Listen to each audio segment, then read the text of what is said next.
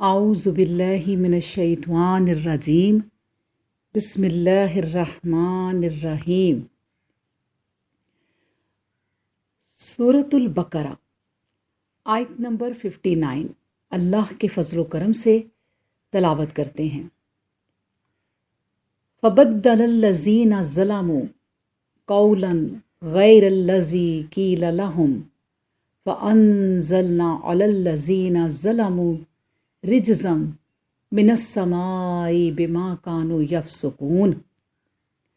فَبَدَّلَ تو بدل ڈالا، الَّذِينَ جنہوں نے، ظَلَمُوا ظلم کیا، قولاً بات کو، غیر سوائے الذی اس کے جو، قیلا کہی گئی تھی، لہم ان سے، فَأَنزَلْنَا تو نازل کیا ہم نے، علی الذین ان پر، ان لوگوں پر جنہوں نے، ظلموا ظلم کیا تھا، رجزن عذاب، من السماء آسمان سے، بما اس وجہ سے کہ، کانو وہ کرتے تھے، وہ تھے، یفسقون نافرمانی کرنے والے۔ فرمایا جا رہا ہے کہ لیکن ان لوگوں نے جن کی راہ ظلم و شرارت کی تھی، اس بتلائی ہوئی بات کو بدل دیا، جس کا نتیجہ یہ نکلا کہ ظلم و شرارت کرنے والوں پر ہم نے آسمان سے عذاب نازل کیا، اور دراصل یہ ان کی نافرمانی کی سزا تھی۔ اللہ اکبر۔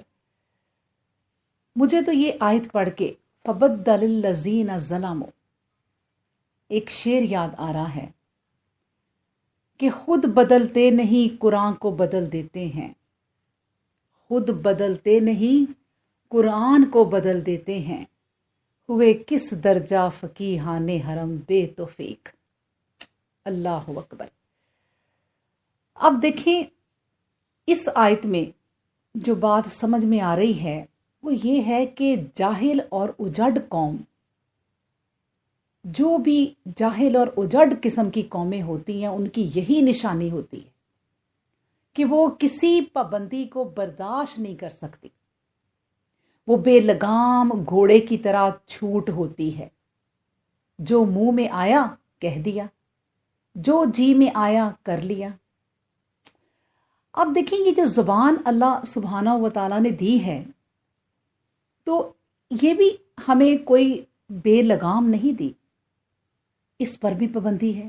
اب نبی کریم صلی اللہ علیہ وآلہ وسلم کی آپ حدیث دیکھ لیں کہ نبی کریم صلی اللہ علیہ وآلہ وسلم نے فرمایا کہ تم مجھے دو چیزوں کی گارنٹی دو تو میں تمہیں جنت کی گارنٹی دیتا ہوں۔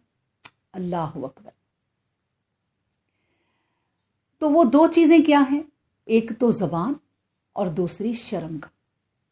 تو انسان کا جو وجود ہے یہ پورے کا پورا اپنے رب کے کنٹرول میں ہے، اور اس کی فرما برداری اور تابعداری اور اس کی عبادت میں ہونا چاہیے۔ ہم اپنی مرضی سے کچھ نہیں کر سکتے، لیکن جب ایک مومن اللہ کی فرما برداری کرتا ہے تو مومن کی جو رضا ہے وہ اللہ کی رضا کے ساتھ ہی مل جاتی ہے، ایک ہو جاتی ہے، انہیں فرق نہیں لگتا۔ وہ زندگی زیادہ پیاری ہے جو اللہ سبحانہ و تعالی گزارنے کے طریقے بتاتے ہیں۔ تو ایسا نہیں ہوتا کہ جو منہ میں آیا کر لیا، جو منہ میں آیا کہہ دیا۔ بالکل یہی حال بنی اسرائیل کا تھا۔ انہوں نے دونوں احکام کی کوئی پرواہ نہ کی، زنا کے مرتکب ہوئے، گناہوں میں مبتلا ہوئے، شرک جیسی ناپاکی اور جس سے وہ اپنے آپ کو نہ بچا سکے۔ بات یہ ہے کہ ایک محاورہ ہے بڑا پیارا کہ جو ماں کا نہ ہوا وہ ماسی کا کیسے ہوگا۔ اللہ اکبر۔ بالکل یہ جو مثال ہے اسی طرح ہی ہے کہ وہ پھر شریعت کے احکام و اوامر کی عزت ان کے دلوں میں کیوں کر ہو سکتی تھی، بلکہ وہ تو ان کو تمسخر اور استہزاء کی نظر سے دیکھتے، اور ان پر طرح طرح سے نکتہ چینی کرتے۔ انہوں نے سجدہ شکر ادا کرنے کے بجائے شہنائیوں اور باجے ڈھولک سے کام لیا۔ شہر میں داخل ہو کر خوب عیش و عشرت کا جشن منایا، ناچنے اور کودنے میں کوئی کسر اٹھا نہ رکھی، اور زبان سے ہتاتن کے بجائے، جو اللہ سبحانہ و تعالیٰ نے پچھلی آیت میں نے آپ کو بتایا تھا کہ اللہ کہتے ہیں کہ رغدم ودخلوا الباب سجدا وقولوا ہتاتن نغفر لکم خطایاکم۔ اور کیا چاہیے تھا انہیں؟ ان کے گناہ، ان کی خطائیں بخشی جانی تھی، ان کے گناہ بخشے جانے تھے کہ تم ہتاتن کہتے ہوئے گزرو۔ لیکن انہوں نے کیا کیا؟ انہوں نے ہتاتن کے بجائے ہنتاتن یا پھر حباتن فی شعراتن کے الفاظ کہے، یعنی گندم کی نعرہ بازی لگائی اور بالیوں کے دانوں کا راگ گایا۔ کیوں؟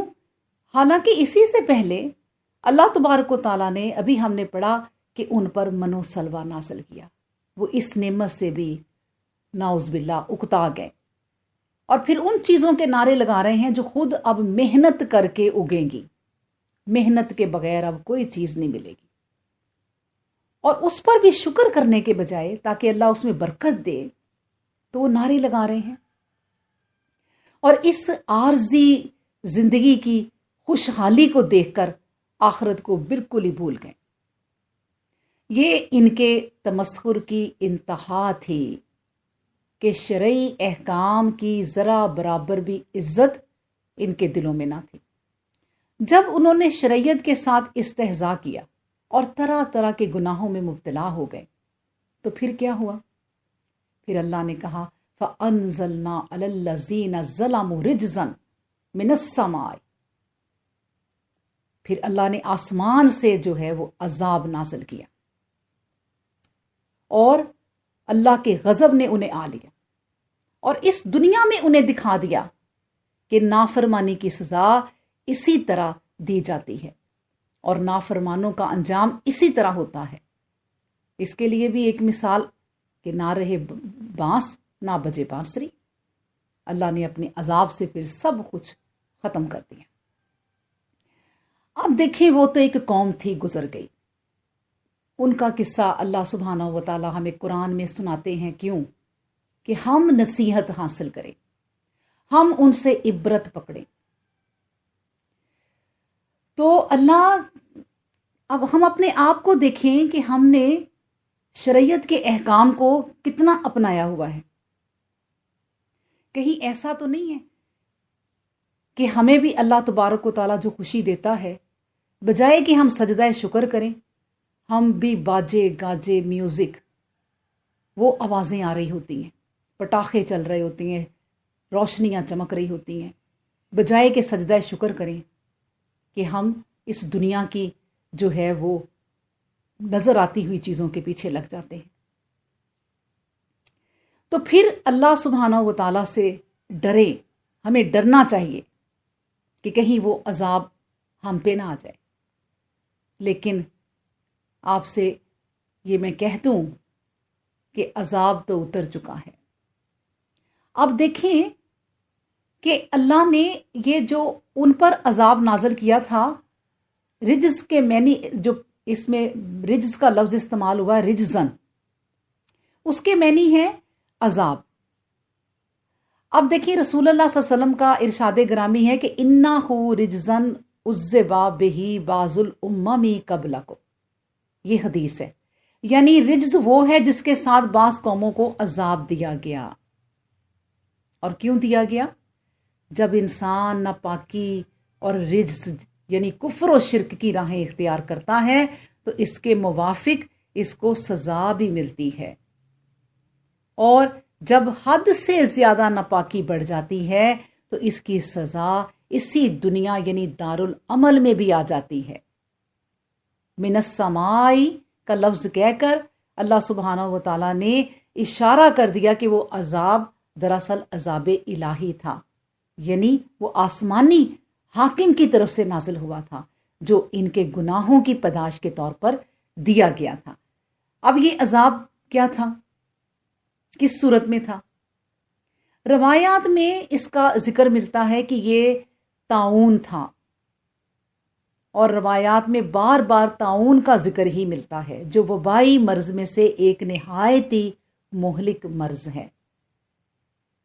تو سوچیں، آج ایک شہر میں نہیں، ایک ملک میں نہیں، پوری دنیا میں ایک وبا پھیل چکی ہے، تو کیا یہ عذاب الہی نہیں ہے؟ کیا ہمیں استغفار نہیں کرنا چاہیے؟ بلکہ صرف استغفار ہی نہیں، عملی طور پر ہمیں بدلنا پڑے گا۔ اور سب سے بہترین طریقہ ہے اللہ کے عذاب سے بچنے کا کہ اس کے قرآن سے جڑ جاؤ۔ قرآن پورے کا پورا شفا ہے، ادھر ادھر جا کے شفا نہ ڈھونڈو، اس قرآن میں شفا ہے، جڑ جاؤ، وہ اللہ خود ہی راستے دکھا دے گا پھر اس شفا کے بھی۔ یہی شفا ہے سب سے بہتر۔ تو پوری قوموں پر، پوری کائنات پر ایک عذاب نازل ہو چکا ہے۔ آج ہم بنی اسرائیل کا پڑھ رہے ہیں، اور وہ والی جو آیت ہم پڑھ رہے ہیں وہ آج ہم پہ بھی وہ عذاب نازل ہو چکا ہے، لیکن کوئی آنکھ نہیں ہے کہ دیکھے، کوئی دل نہیں ہے کہ سمجھے، کہ محسوس کرے۔ اللہ سبحانہ و تعالی ہمیں سمجھنے کی اور قرآن کو پڑھ کے اس پر عمل کرنے کی اور اپنی زندگیوں کو بدلنے کی توفیق دے، اور اس عذاب سے ہمیں بچائے۔ آمین ثم